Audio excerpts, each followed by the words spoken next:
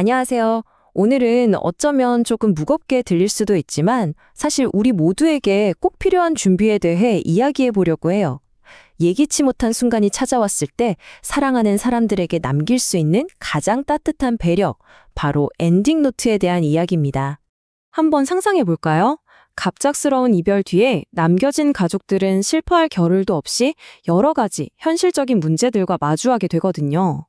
당장 고인의 스마트폰을 열어서 확인해야 할 게 있는데 비밀번호를 아는 사람이 아무도 없는 거예요. 정말 눈앞이 캄캄해지겠죠? 어디 그뿐인가요?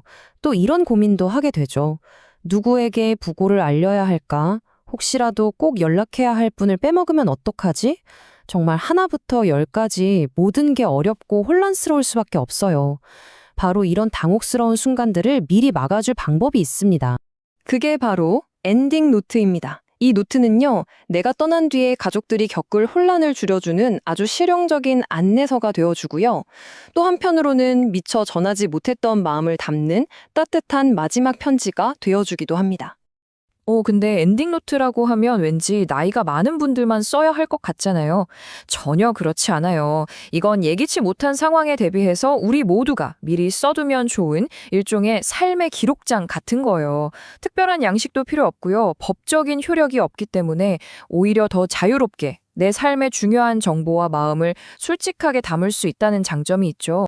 자, 그럼 유언장이랑은 뭐가 다를까요? 유언장은 아시다시피 재산 상속처럼 법적인 효력이 아주 중요하죠. 그래서 형식도 엄청 까다롭고요. 반면에 엔딩 노트는 법보다는 마음에 더 가까워요. 예를 들면 내 장례식은 이렇게 치러줘. 내 SNS 계정은 이렇게 정리해주면 좋겠어 같은 아주 실질적인 정보부터 사랑하는 사람들에게 남기는 메시지까지 담을 수 있거든요. 그러니까 서로를 보완해주는 아주 좋은 짝꿍이라고 생각하시면 돼요. 좋아요. 그럼 엔딩 노트 막상 쓰려고 하면 뭐부터 써야 할지 좀 막막하잖아요. 그쵸? 근데 너무 어렵게 생각하실 필요 없어요. 딱 5가지 핵심 챕터로 나눠서 생각하면 훨씬 쉬워집니다. 바로 이 5가지입니다. 첫째는 나에 대한 기본 정보, 둘째는 돈에 관한 자산과 부채 정보, 그리고 셋째와 넷째는 의료와 장래에 대한 나의 바람, 마지막으로는 사랑하는 이들에게 전하고 싶은 메시지예요. 자, 그럼 하나씩 차근차근 살펴볼까요? 첫 번째, 나의 기본 정보. 와, 이거 요즘 세상엔 정말 중요해요. 스마트폰 비밀번호나 이메일, SNS 계정 정보를 남겨두지 않으면 가족들은 영영 들여다볼 수 없게 될 수도 있거든요. 그리고 우리가 모르는 사이에 매달 돈 나가는 구독 서비스들 있죠? 이런 것들만 잘 정리해줘도 남은 가족들한테는 정말 큰 도움이 될 거예요. 두 번째는 도문제. 그러니까 자산과 부채에 대한 거예요. 그냥 은행 계좌만 생각하면 안 돼요. 가족들이 잘 모를 수 있는 주식이나 보험금, 아니면 내가 누구에게 빌려준 돈이 있다면 잊지 말고 기록해 두는 거죠. 반대로 매달 나가는 공과금이나 회비 같은 고정 지출 목록도 함께 정리해두면 가족들이 재정 상황을 파악하는데 정말 큰 도움이 됩니다. 세 번째는 의료에 대한 나의 생각입니다. 혹시 모를 상황에서 내가 어떤 치료를 받고 싶은지 또는 원치 않는지를 미리 밝혀주는 건데요. 이걸 사전 연명의료 의향서라고 불러요. 만약 이걸 등록해 두셨다면 그 사실을 꼭 적어두는 게 좋겠죠. 장기기증 의사를 밝히는 것처럼 내 마지막 존엄을 스스로 지키기 위한 아주 중요한 선택입니다. 네 번째는 장래에 관한 부분이에요. 사실 남겨진 가족들에게 장래 방식을 결정하는 건 정말 힘든 일이거든요. 경황이 없으니까요.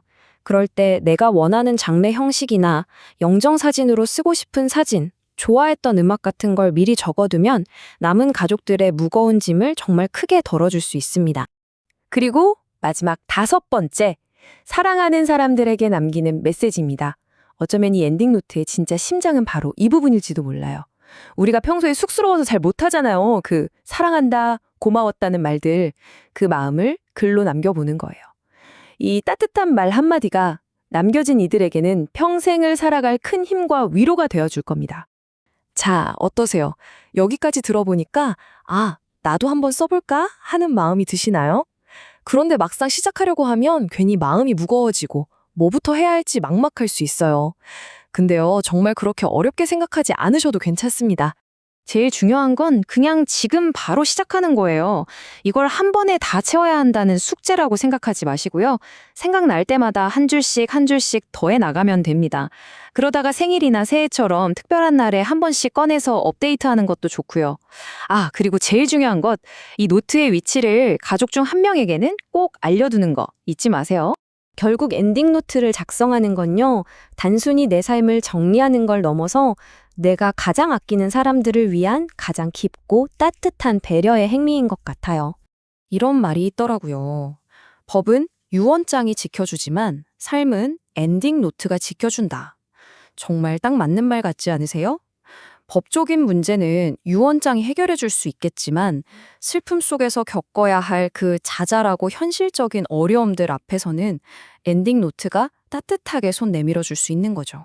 그리고 참 신기한 게요. 이렇게 마지막을 생각하며 글을 쓰다 보면 역설적으로 아, 지금 내 곁에 있는 사람들이 정말 소중하구나 하고 현재의 소중함을 다시 한번 깨닫게 돼요. 미래를 위한 준비가 오히려 지금의 삶을 더 풍요롭게 만들어주는 셈이죠.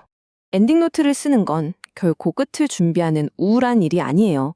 오히려 내가 떠난 뒤에도 사랑하는 사람들이 계속해서 잘 살아갈 수 있도록 돕는 가장 적극적인 사랑의 표현일 겁니다.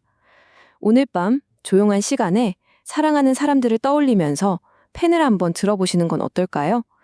그 마음만으로도 충분히 의미 있는 시작이 될 거예요. 편안한 마음으로 시작해 보세요.